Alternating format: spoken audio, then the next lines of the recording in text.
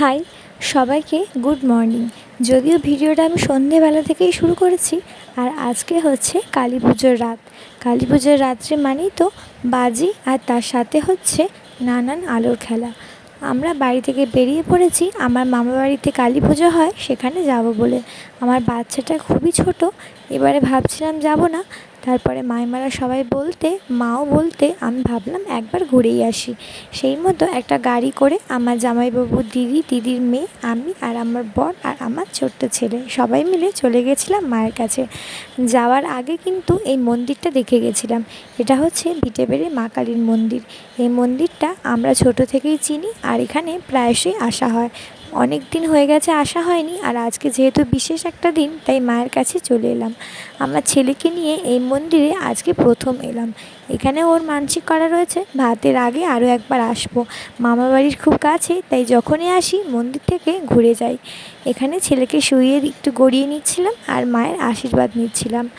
তারপরে আমি এখানে ধূপ আর বাতি দিয়ে দিয়েছিলাম, আর আমার বরেরা কিন্তু কতগুলো বোম নিয়ে গেছিলো, ওরা সেখানে ফাটাচ্ছিল। আর এখানে যেহেতু শিশির পড়ছে তাই বেশি আর দেরি করিনি। আমার ছেলেকে নিয়ে তাড়াতাড়ি গাড়ির মধ্যে আমি চলে গেছিলাম। মন্দিরের আশেপাশে পরিবেশটা এতটাই শান্ত, ওখানে গিয়ে যদি চুপচাপ বসে থাকা যায় এত ভালো লাগে বলে বোঝানোর মতো নয়। আমরা আগে প্রায়শই যেতাম, আর এখন বিয়ের পরে আর তেমন একটা যাওয়া হয় না, কিন্তু যখনই সুযোগ পাই মায়ের কাছ থেকে ঘুরে আসি। আজকে প্রায় 1-1.5 বছর পরে আবার আসলাম। সত্যি মনটা ভালো হয়ে গেল। আর মন্দিরে এখানে যার যার কাজ ছিল সেগুলো মেটানোর পরে আমরা আবার চলে যাচ্ছিলাম মামা বাড়ি যাব বলে। এখান থেকে মা আর বাপিকেও তুলে নিয়েছিলাম। মারা মামা বাড়িতে সকাল থেকে এসেছিল, আর আমাদের সাথে এখন আবার মামা বাড়ি যাবে। মায়েরা আজকে মামা বাড়িতেই থাকবে, আমরা কিন্তু মামা বাড়িতে কালী ঠাকুর দেখে খাওয়া দাওয়া করে আবার রাত্রে ব্যাক করব। শিশির পড়ছিল বলে ছেলের মাথাটা ঢেকে দিয়েছিলাম, কিন্তু ও প্রচণ্ড ঘেমে যাচ্ছিল।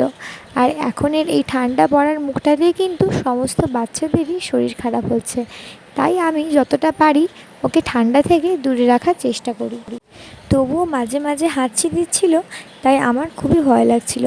কিন্তু মা বলছিল তেমন ভয়ের কিছু নেই, একটু ঘাম যাতে না দেয় সেদিকে লক্ষ্য রাখবি, আর বাইরে ঠান্ডা থেকে দূরে রাখবি। ঘরে যতটা পারবি থাকবি, বাইরে তেমন একটা বেরোবি না।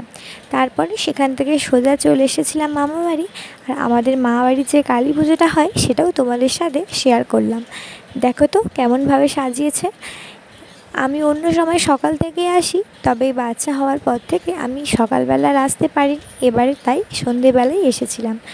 আর দেখো এসে দেখছি খুব সুন্দরভাবে এখানটা সবাই মিলে ওরা সাজিয়েছে। আর মায়ের গয়নাগুলো দেখো, মায়ের গয়নাগুলো কিন্তু রূপোর। আমার বড় মামার মানসিক ছিল, আর তাই জন্য মায়ের এই গয়নাগুলো গড়িয়ে দিয়েছে। প্রত্যেকবারে কালী পুজোয় ঠাকুরকে পরানো হয়, আবার গুছিয়ে রেখে দেওয়া হয়। মা বাড়ির ঠাকুরটাও তোমাদের কেমন লাগলো সেটা অবশ্যই জানিও। আর তোমরা কালী পুজোয় কে কে ঠাকুর দেখতে বেরিয়েছো সেটা অবশ্যই কমেন্ট করে জানিও।